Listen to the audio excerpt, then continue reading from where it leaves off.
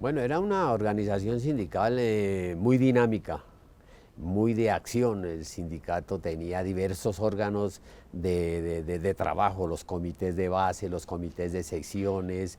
Era un sindicato que los dirigentes vivían pendientes de la organización interna, de las estructuras, lo que le daba materia prima para llegar a ser dirigentes sindicales. Es decir, los trabajadores que llegaban a la dirección del sindicato pasaban por comités de base, comités de apoyo, comités especiales. Las secciones sindicales se reunían y determinaban quién iba de dirigente a las cooperativas, a Cavipetrol, a la organización sindical.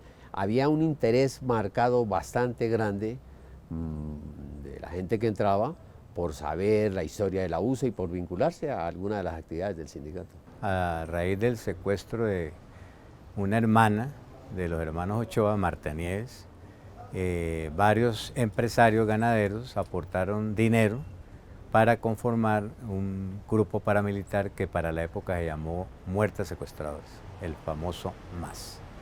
A partir de ahí también decidieron ir a lo que después manejaron, que era afectar el movimiento social, en este caso el movimiento sindical.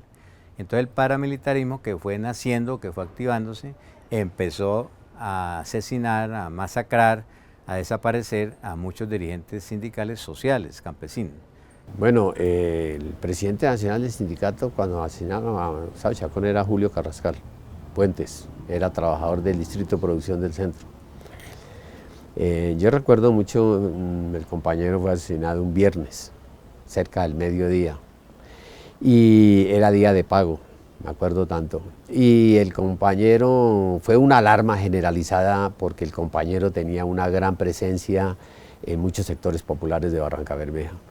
Y hacía bastante rato no se cometía un asesinato, aunque venían ya fortaleciendo las amenazas, el proyecto paramilitar estaba cogiendo fuerza, de tal manera que eso fue un golpe muy grande. El sindicato, sin pensarlo dos veces, determinó parar la producción inmediatamente.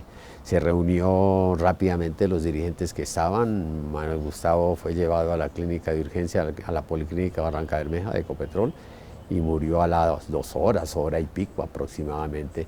Y ya el sindicato organizó la toma de la refinería y dio orden a nivel nacional de parálisis de la producción en los oleoductos de la refinería de Cartagena, campos de producción. Y nos tomamos la refinería de Barrancabermeja y nos trasladamos toda la dirección nacional y la dirección de la subdirectiva de refinería, centro, etcétera, a dialogar y a trazar todo el plan de trabajo dentro de las instalaciones de refinería, porque duramos varias horas apagando la refinería.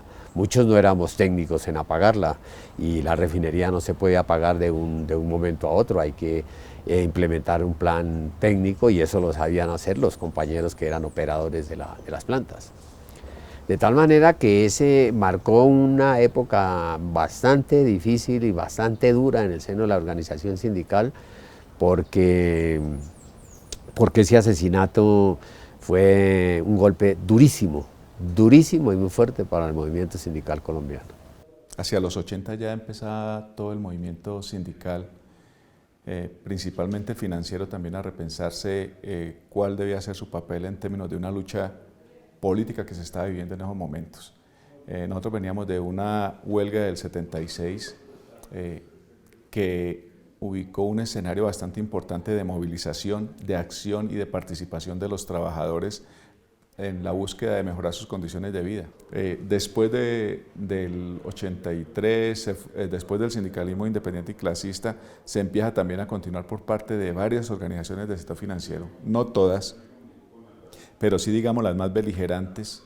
Se empieza a trabajar el tema de la unidad también a través de una federación de todos los sindicatos que aglutinaban el sector financiero. Y empezamos a hablar de la federación de FENACIBANCOL. Entran los compañeros del Banco Cafetero, los compañeros a través de Sintrabanca, los compañeros del Banco Santander Antiguo, que era de capital colombiano, Astraban, era el nombre de Sintrabansan, perdón. Estaban los compañeros de Astraban, que eran los compañeros del Banco Central Hipotecario, muy beligerantes ellos, y que también ya sufrieron un proceso de liquidación, ese banco desapareció. Estaban algunos compañeros de algunas aseguradoras, en fin, un número importante de trabajadores, así como hacia el año 87 logramos ya generar propuestas con el apoyo después de que es recién fundada la Central Unitaria, presentarle un pliego único al gobierno nacional, donde fuimos copartícipes con la Central Unitaria de Trabajadores en todo lo que fuera la sustentación de carácter financiero. Una de las fortalezas del movimiento sindical era precisamente esas organizaciones sindicales de las industrias, de la inmensa mayoría de las industrias en Colombia. Entonces, empresas importantes, entonces vamos a hablar de Eternit con 1.200 trabajadores y con un sindicato de 900 afiliados. Entonces eran sindicatos mayoritarios y en esa época era el año huelguístico. No había un mes que no hubiera huelgas, ¿no? Como consecuencia de la negociación y sindicatos fuertes. Fruto de haber logrado en la lucha la Ley 43 de 1975, que hablaba de 3 temas importantes en el artículo 11, el nuevo estatuto docente, el régimen salarial y prestacional, viene la unidad del magisterio y se logra la expedición del 2277 de 1979. ¿Qué logra el 2277 como cosas más relevantes? 1, la estabilidad laboral que no existía. 2 tribunales muy importantes, el Tribunal de la Junta de Escalafón a nivel departamental y el Tribunal Nacional. Se decía en ese entonces, era más fácil votar a un ministro que votar a un maestro porque venía la discusión sobre eso. Tercero, teníamos nuestro propio régimen disciplinario, decreto especial que solamente se encargaba de las faltas disciplinarias para los maestros. Y tercero, viene la libertad de cátedra, la autonomía del docente como tal, que eso le permitió a los maestros comenzar a hacer el trabajo con los estudiantes. Y quinto, vino el reconocimiento del tiempo doble, que no existía. Los maestros trabajaban en las grandes veredas, en las zonas de difícil acceso. Toda esta serie de derechos fueron favoreciéndole para el ascenso de escalafón y ahí donde aparecen las reivindicaciones para los hijos, para que los hijos de los maestros pudieran trabajar. De ahí pasamos a la conquista. Fruto de eso, faltaba reglamentar el régimen prestacional, hubo intentos del gobierno y logramos negociar la Ley 91 de 1989 que consagra cosas muy importantes como la pensión de gracia para los maestros de primaria y del ente territorial, la pensión de jubilación para todos los maestros, las primas y bonificaciones que tenían los entes territoriales y quedan unas lagunas en materia de los maestros nombrados por los entes territoriales, que en el transcurso de esos años siguientes son las luchas que dan los nuevos maestros. En el año 1985 se dan los acuerdos de la Uribe entre el presidente Belisario Betancur y las FARC. Esencialmente son unos acuerdos de tregua, pero también unos acuerdos de compromiso del gobierno para unas reformas políticas del país. Están marcadas por la elección popular de alcaldes y una respuesta de las FARC para convertirse en un movimiento político que para ese caso fue la creación de la Unión Patriótica que se dio hacia finales del año 85 y que marca el inicio de la participación política y electoral de la Unión Patriótica en los años posteriores. En Colombia hay 2 federaciones que son las más notorias en el sector estatal. Una, por un lado, que es FENALTRACE, la defensora de la carrera administrativa, y por el otro lado FENACINTRAP, que recoge al sector eléctrico, el sector de las aguas, los EMPOS, muchos sindicatos del sector salud. Entramos en esa federación y desde ahí defendíamos el derecho a la contratación colectiva. La mayoría de los sindicatos del sector salud estábamos en el sindicalismo independiente, porque no compartíamos las posiciones que asumían esas federaciones, algunas federaciones y algunas centrales obreras en el sentido de plegarse a la carrera administrativa, de plegarse a la teoría relacionista y defendíamos la teoría contractualista. En esa medida se desarrollan grandes luchas, desafortunadamente muy sectorizadas. Desde finales de los 70 y principios de los 80 se hacen paros en Santander, se da la marcha de Santander hasta Bogotá, se da la marcha del Cauca hasta Bogotá, se da el paro de más de 50 y pico de días en el departamento del Tolima, se dan paros, somos golpeados, algunos somos despedidos, sufrimos las inclemencias del Estatuto de Seguridad de Turbay Ayala, y en medio de toda esa situación tan compleja, surge la necesidad de la unidad. Algunos planteamos que la unidad se debe desarrollar en el sector salud en torno a un sindicato de industria. ¿Qué año? Eso se empieza a plantear de fondo entre los años 1984 y 1985. En 1985 surge otra propuesta, que es la creación de una Federación de Trabajadores de la Salud. Esa Federación de Trabajadores de la Salud se llamó Fentrasalud. Y entonces, entre 1985 y 1986, se constituye Fentrasalud. Algunos no entramos en el Congreso Constitutivo. Nos afiliamos posteriormente, sobre todo los sindicatos departamentales, que éramos la mayoría de los trabajadores. Nos entramos a afiliar a Fentrasalud luego de un congreso donde se discute que Fentrasalud simplemente sería una medida transitoria hacia la constitución del gran sindicato de industria de los trabajadores de la salud. En 1984 los trabajadores estatales con Fenaltrace a la cabeza nos tomamos el Ministerio de Trabajo. En ese momento el Ministerio de Trabajo quedaba en la 19 con séptima para exigir dos cosas fundamentalmente. Primero, la extensión de la carrera administrativa a los entes territoriales, toda vez que la ley 87 del año 78 solamente cobijaba a los trabajadores del orden nacional. Y en segunda instancia estábamos exigiendo que el régimen salarial y prestacional contemplado en los decretos 1045 y 1042 del 78 se extendiera a los empleados públicos del orden territorial. Nos tomamos el Ministerio de Trabajo, cerca de 100 dirigentes y activistas sindicales liderados por Aida Bella, por Angelino Garzón. Y a altas horas de la noche la Policía Nacional iba a entrar al edificio. Al otro día, con el ministro de Trabajo en ese momento, González Arellano, firmamos un acuerdo laboral sin necesidad del convenio 151, sin necesidad de la ley 411, en la cual el gobierno nacional se comprometía con los estatales y con los Fenaltrace a desarrollar nuestras peticiones.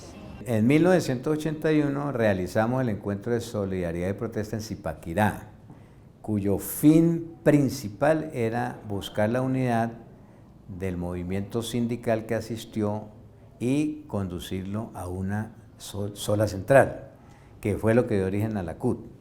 ¿Quiénes participamos ahí? Participamos la CSTC como central, el sindicalismo independiente y clasista en su totalidad de las fuerzas que lo componían, los sindicatos que lo integraban, y algunos sindicatos, federaciones de la UTC, de la CTC y de la CGT. Eso es lo que participamos ahí. ¿Qué fuerzas políticas influenciaban? Pues influenciaba el maoísmo, el marxismo-leninismo, el camilismo, el trotskismo, digamos, distintas vertientes de la izquierda que hacían prensa en los movimientos sindicales. Eso fue lo que influyó el encuentro de Zipaquirá. En 1983 nosotros asistimos al Congreso de la CSTC y por la decisión de CSTC de trabajar hacia una central unitaria, convocando a todo este sector que lo denominábamos el sindicalismo independiente, en 1983 se crea la coordinadora Procentral Unitaria. Ese fue el nombre que le dimos porque nosotros estamos marchando hacia la creación de una central unitaria. En 1985 incluso a mí me nombra la coordinadora Procentral Unitaria para ir a representar a ese esfuerzo unitario a Cuba, a la conferencia sobre la deuda externa que se realizó en el mes de julio más o menos en La Habana.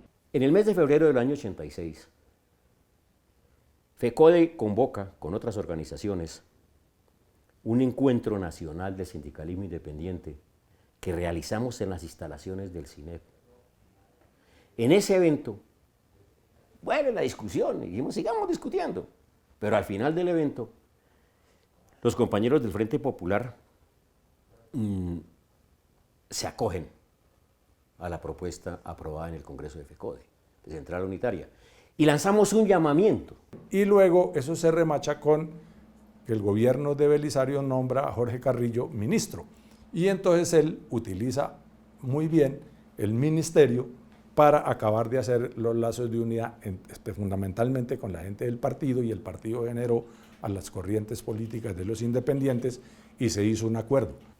Si uno lee la declaración de principios y los textos que salieron en aquel congreso, la CUT es una central que nace para la lucha de los trabajadores por la instauración del socialismo, de la dictadura del proletariado, la lucha contra la propiedad privada, etc. Yo no sé todavía, y no me lo he podido explicar, cómo Jorge Carrillo, que era pues un dirigente sindical liberal, católico, cristiano, creyente, pues, o Hugo Becerra, firmaron esto, pero se aprobó. Es decir, se dijo que la CUT era una central unitaria, clasista, revolucionaria, no sé qué. Bueno, hemos dicho, era para la construcción del socialismo.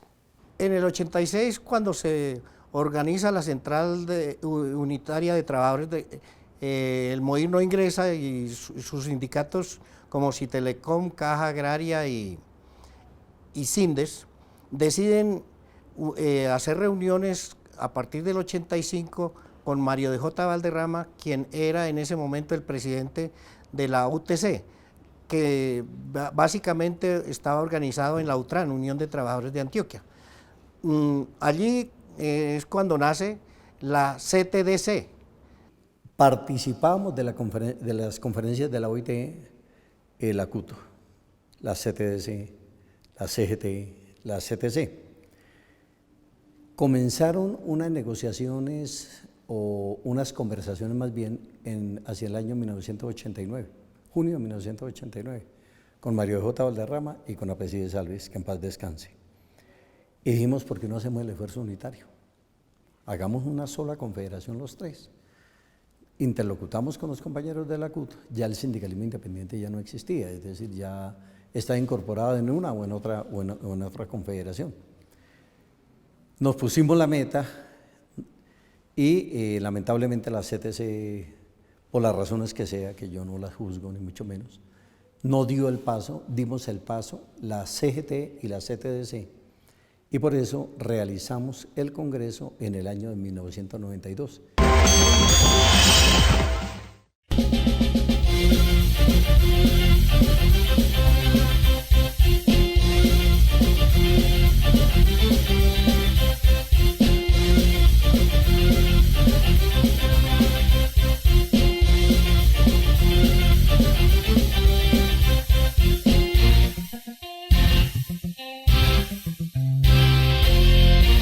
Contacto Social, el informativo de los trabajadores.